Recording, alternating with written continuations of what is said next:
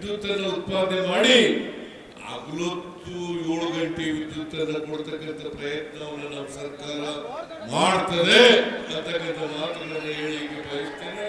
ಇವತ್ತು ವಿದ್ಯುತ್ ಸರಿಯಾದ ರೀತಿಯಲ್ಲಿ ಪಂಪ್ ಸೆಟ್ಗಳಿಗೆ ಸರಬರಾಜು ಆಗ್ಬೇಕಾದ್ರೆ ಅದಕ್ಕೆ ನೀವೆಲ್ಲರೂ ಕೂಡ ಕಾರಣ ಅಂತಕ್ಕಂಥ ಮಾತುಗಳನ್ನು ಹೇಳಲಿಕ್ಕೆ ಬಯಸ್ತಾ ಇದ್ದೀನಿ. ಯಾರ್ಯಾರು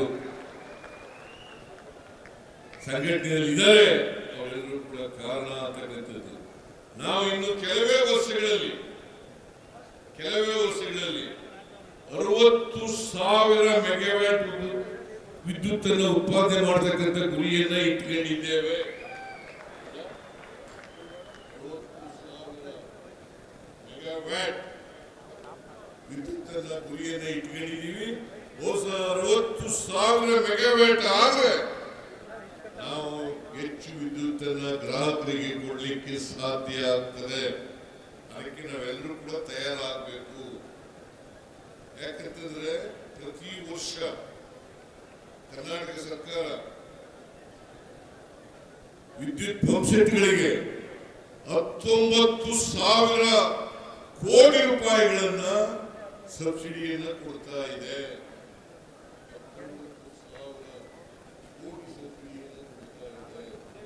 ನಾವು ಯಾಕೆ ಕೊಡ್ತಾ ಇದ್ದೀವಿ ಅಂತಂದ್ರೆ ಇದು ಪುಕ್ಕಡಿಯಾಗಿ ಕೊಡ್ತಾ ಇರ್ತಕ್ಕಂಥದ್ದು. ಆಹಾರದ ಉತ್ಪಾದನೆ ಆಗಬೇಕು, ರೈತರಿಗೆ ತೊಂದರೆ ಆಗಬಾರದು. ನಾವು ಸ್ವಾವಲಂಬನೆಯನ್ನು ಸಾಧನೆ ಮಾಡಬೇಕು ಆಹಾರ ಉತ್ಪಾದನೆಯಲ್ಲಿ.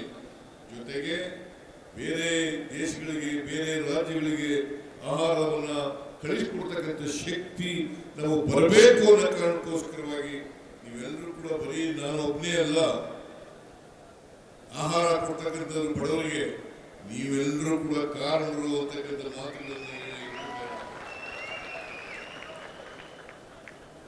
ಅದರಿಂದ ನಾವೆಲ್ಲರೂ ಕೂಡ ಪ್ರಾಮಾಣಿಕವಾಗಿ ಕೆಲಸ ಮಾಡಬೇಕು. ಒಂದು ರಾಜ್ಯದ ಅಭಿವೃದ್ಧಿ ಆಗ್ಬೇಕಾದ್ರೆ ನೀವು ಬಹಳ ದೊಡ್ಡ ಪಾತ್ರವನ್ನು, ಯಾಕಂದ್ರೆ ಇವತ್ತು ವ್ಯವಸಾಯ, ಕೈಗಾರಿಕೆ ಇವೆಲ್ಲಕ್ಕೂ ವಿದ್ಯುತ್ ಬಹಳ ಮುಖ್ಯ. ಮನೆ ಬಳಕೆಗೆ ವಿದ್ಯುತ್ ಬಹಳ ಮುಖ್ಯ ಆಗ್ತದೆ. ಇದನ್ನ ಇವತ್ತು ವಿದ್ಯುತ್ ಒಂದು ಕಚ್ಚಾ ವಸ್ತು, ಪ್ರಮುಖವಾದಂತಹ ಕಚ್ಚಾ ವಸ್ತು ಅಂತಕ್ಕಂಥದ್ದನ್ನು ಮರೀಲಿಕ್ಕೆ ನಾವು ಸಾಧ್ಯ ಇಲ್ಲ. ಅಪಘಾತಗಳಿದ್ದಾವೆ, ನಾ ಇಲ್ಲ ಅಂತ ಹೇಳಕ್ ಹೋಗಲ್ಲ. ನೀವೆಲ್ಲ ಬಹಳ ಕಷ್ಟದ ವ್ಯವಸ್ಥೆಯಲ್ಲಿ ಕೆಲಸ ಮಾಡ್ತಾ ಇದ್ದೀವಿ ಅಂತಕ್ಕಂಥದ್ದನ್ನ ಅರ್ಥ ಮಾಡ್ಕೋಬೇಕಾಗ್ತದೆ. ಅದಕ್ಕೆ ನಾವು ಎಲ್ಲ ರೀತಿಯ ಸಹಕಾರವನ್ನು ಸರ್ಕಾರ ಕೊಡ್ತದೆ ಅಂತಕ್ಕಂಥ ಮಾತುಗಳನ್ನು ಹೇಳಲಿಕ್ಕೆ ಬಯಸ್ತಾ ಇದ್ದೇವೆ. ನಮ್ಮ ಅಧ್ಯಕ್ಷರು ಬಲರಾಮ್ ಅನೇಕ ಬೇಡಿಕೆಗಳನ್ನು ಇಟ್ಟಿದ್ದಾರೆ.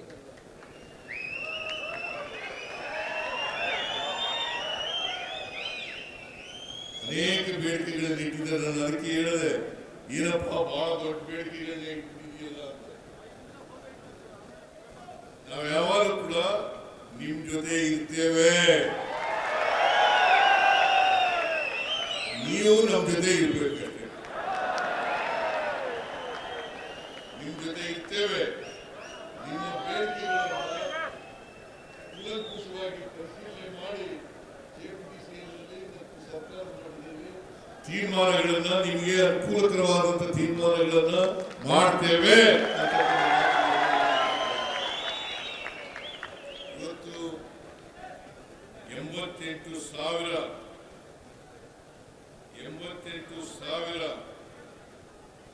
ನಿಮ್ಮ ಸ್ಟ್ರೆಂತ್ ಕೆಪಿಟಿಸಿಎಲ್ ಮತ್ತು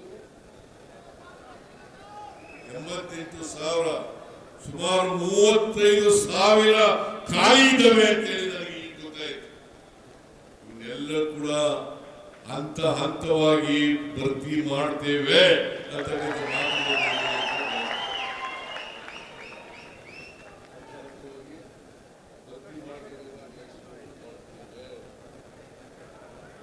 ಈಗ ನಮ್ಮ ಸರ್ಕಾರ ಇದೆಯಲ್ಲ, ಕೊಟ್ಟ ಮಾತಿನಂತೆ ನಡ್ಕೊಳ್ತಕ್ಕಂಥ ಸರ್ಕಾರ. ಈಗ 5 ಗ್ಯಾರಂಟಿ ಯೋಜನೆಗಳನ್ನು ಕನಸಾಗಿ ಕೊಟ್ಟಿದ್ದು 83ರಿಂದ ಅಲ್ಲ 2013ರಿಂದ 18ರೊಳಗೆ ನಾವು ಸರ್ಕಾರದಲ್ಲಿದ್ದು ಆಗ 165 ಭರವಸೆಗಳಲ್ಲಿ 158 ಭರವಸೆಗಳನ್ನು ಈಡೇರಿಸಿತು. ಈಗ 593 ಭರವಸೆಗಳಲ್ಲಿ 242 ಭರವಸೆಗಳನ್ನು ಈಡೇರಿಸಿದ್ದೇವೆ. 5 ಗ್ಯಾರಂಟಿ ಯೋಜನೆಗಳನ್ನು ಕೂಡ ಜಾರಿಗೆ ಕೊಟ್ಟಿದ್ದೇವೆ. ಅದರಿಂದ ನಮ್ಮ ಸರ್ಕಾರ ನುಡಿದಂತೆ ನಡೆದ ಸರ್ಕಾರ, ಕೊಟ್ಟ ಮಾತನ್ನು ಉಳಿಸಿಕೊಳ್ತಕ್ಕಂಥ ಸರ್ಕಾರ. ಇವತ್ತು ನೀವೇನು ಬೇಡಿಕೆಗಳನ್ನು ಇಟ್ಟಿದ್ದೀರಿ, ಒತ್ತಾಯಗಳನ್ನು ಇಟ್ಟಿದ್ದೀರಿ, ಆ ಒತ್ತಾಯಗಳನ್ನೆಲ್ಲರೂ ಕೂಡ ಪರಿಶೀಲನೆ ಮಾಡಿ ನಿಮಗೆ ನ್ಯಾಯಯುತವಾದಂತಹ ಎಲ್ಲ ಬೇಡಿಕೆಗಳನ್ನು ಕೂಡ ಈಡೇರಿಸತಕ್ಕಂಥ ಪ್ರಾಮಾಣಿಕ ಪ್ರಯತ್ನವನ್ನು ನಾವು ಮಾಡ್ತೇವೆ. ಮುಂದಿನ ದಿನಗಳಲ್ಲಿ ನಾವೆಲ್ಲರೂ ಕೂಡ ಸೇರಿ ಈ ರಾಜ್ಯವನ್ನ ಅಭಿವೃದ್ಧಿಯತ್ತ ಕೊಂಡೊಯ್ಯತಕ್ಕಂಥ ಪ್ರಯತ್ನವನ್ನು ಮಾಡೋಣ. ಅದು ನಮ್ಮೆಲ್ಲರ ಜವಾಬ್ದಾರಿ. ಬರೀ ಇಲಾಖೆಗೆ ಸೀಮಿತ ಅಲ್ಲ, ಇಡೀ ರಾಜ್ಯದ ಜವಾಬ್ದಾರಿಯನ್ನು ನಾವೆಲ್ಲರೂ ಕೂಡ ಒತ್ಕಬೇಕಾಗ್ತದೆ. ನೀವು ಬರೀ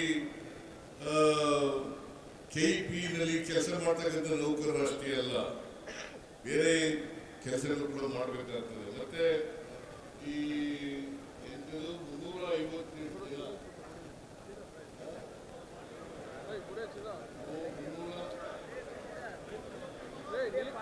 ಕಾರ್ಮಿಕರು, 358 ಜನ ಕೌರ ಕಾರ್ಮಿಕರು ಇದ್ದಾರೆ. ಅವ್ರನ್ನೆಲ್ಲರೂ ಕೂಡ ಪರ್ಮನೆಂಟ್ ಮಾಡಬೇಕು ಅಂತ ಹೇಳಿ ನಮ್ಮ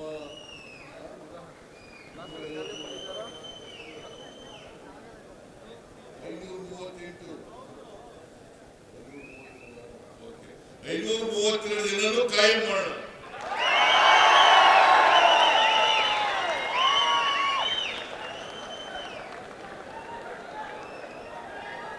ಆಮೇಲೆ ಓಲ್ಡ್ ಪೆನ್ಷನ್ ಸ್ಕೀಮ್ ನಾವು ಮಾಡಿದ್ದಲ್ಲ, ಕೇಂದ್ರ ಸರ್ಕಾರ ಮಾಡಿದ್ದು. ನೀವು ಸ್ವಲ್ಪ ಅರ್ಥ ಮಾಡ್ಕೋಬೇಕು. ನಾವು ಮಾಡಿದ್ದಲ್ಲ,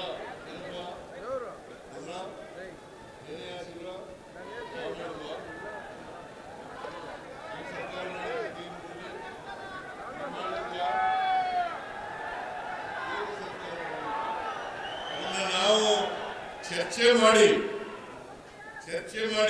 ಮ್ಯಾನಿಫೆಸ್ಟೋನಲ್ಲಿ ಜಾರಿ ಮಾಡ ಅಂತ ಹೇಳಿದ್ವಿ. ಇನ್ನೂ ಕೂಡ ಚರ್ಚೆನಲ್ಲಿದೆ. ಅದನ್ನ ಚರ್ಚೆ ಮಾಡಿ ನಿಮ್ಗೆ ಅನುಕೂಲಕರವಾದಂತಹ ತೀರ್ಮಾನವನ್ನ ಮಾಡ್ತೇವೆ ಅಂತಕ್ಕಂಥ ಮಾತುಗಳನ್ನೇ ಅದರಿಂದ ನಾವು ನೀವೆಲ್ಲ ಹೊರಣ, ಈ ರಾಜ್ಯದ ಜವಾಬ್ದಾರಿ ಹೊರಣ. ಯಾಕಂದ್ರೆ ನಮ್ಮ ಸಮಾಜದಲ್ಲಿ ಬಡವರಿದ್ದಾರೆ, ಶ್ರೀಮಂತರಿದ್ದಾರೆ. ಮುಖ್ಯವಾಗಿ ಎಲ್ಲರೂ ತರಬೇಕು. ಅದಕ್ಕೋಸ್ಕರ ನಾವು ಅನೇಕ ಗ್ಯಾರಂಟಿ ಯೋಜನೆಗಳನ್ನು ಮಾಡುತ್ತೇವೆ. ಸಾಮಾಜಿಕವಾಗಿ ಆರ್ಥಿಕವಾಗಿ ಶಕ್ತಿಯನ್ನು ಕೊಡಬೇಕು. ಮಹಿಳೆಯರಿಗೆ ಶಕ್ತಿ ಕೊಡಬೇಕು, ರೈತರಿಗೆ ಶಕ್ತಿ ಕೊಡಬೇಕು, ಬಡವರಿಗೆ ಶಕ್ತಿ ಕೊಡಬೇಕು. ಎಲ್ಲ ಜಾತಿ ಧರ್ಮ ಯಾವುದೇ ಜಾತಿ ಮಾಡಲ್ಲ, ಯಾವುದೇ ಧರ್ಮ ಮಾಡಕ್ ಹೋಗಲ್ಲ, ಯಾವುದೇ ಪಕ್ಷ ಭೇದ ಮಾಡಕ್ ಹೋಗಲ್ಲ. ಇವೆಲ್ಲರೂ ಕೂಡ ಸಮಾನವಾಗಿ ಸಮಾಜದಲ್ಲಿರ್ತಕ್ಕಂಥ ಎಲ್ಲ ಬಡವರಿಗೂ ಕೂಡ ನ್ಯಾಯಯುತವಾಗಿ ಅವರಿಗೆ ಸಾಮಾಜಿಕ, ಆರ್ಥಿಕ, ಶೈಕ್ಷಣಿಕ ಶಕ್ತಿಯನ್ನು ಕೊಡ್ತಕ್ಕಂಥ ಪ್ರಯತ್ನವನ್ನು ಮಾಡ್ತಾ ಇದ್ದೇವೆ. ಅದಕ್ಕೋಸ್ಕರ ನೀವು ಕೂಡ ಅದನ್ನು ಕೈ ಜೋಡಿಸ್ಬೇಕು. ಈಗ ಗೃಹ ಜ್ಯೋತಿ ಯೋಜನೆ 200 ಯೂನಿಟ್ ವರೆಗೆ ಫ್ರೀಯಾಗಿ ಕರೆಂಟ್ ಕೊಡ್ತೀವಿ.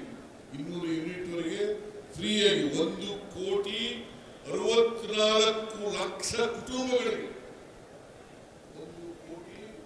1,64,00,000 ಕುಟುಂಬಗಳಿಗೆ ಫ್ರೀಯಾಗಿ ಕರೆಂಟ್ ಕೊಡ್ತೀವಿ. ಅದಕ್ಕೆ ನೀವಿಲ್ಲದೆ ಹೋಗಿದ್ರೆ ಅದು ಸಾಧ್ಯ ಆಯ್ತಾ ಇರಲಿಲ್ಲ.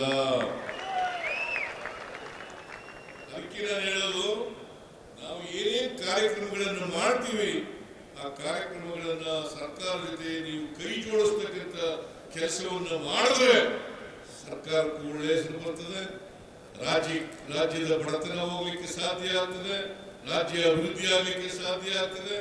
ನಮಗೂ ನಿಮಗೂ ಕೂಡ ಸಮಾಧಾನ ಬಿಡ್ತಕ್ಕಂಥ ಪರಿಸ್ಥಿತಿ ನಿರ್ಮಾಣ ಆಗ್ತದೆ. ಆ ಕೆಲಸವನ್ನು ನಾವು ನೀವೆಲ್ಲ ಮಾಡೋಣ. ನಿಮ್ಮ ಬೇಡಿಕೆಗಳನ್ನು ಕೂಡ ನಾವು ಮಾನವೀಯತೆಯಿಂದ ಪರಿಗಣಿಸ್ತೀವಿ ಅಂತಕ್ಕಂಥ ಮಾತುಗಳನ್ನು ಹೇಳಿ ನಿಮ್ಮ ಈ ವಜ್ರ ಮಹೋತ್ಸವವನ್ನು ಅತ್ಯಂತ ಸಂತೋಷದಿಂದ ನೆರವೇರಿಸಿ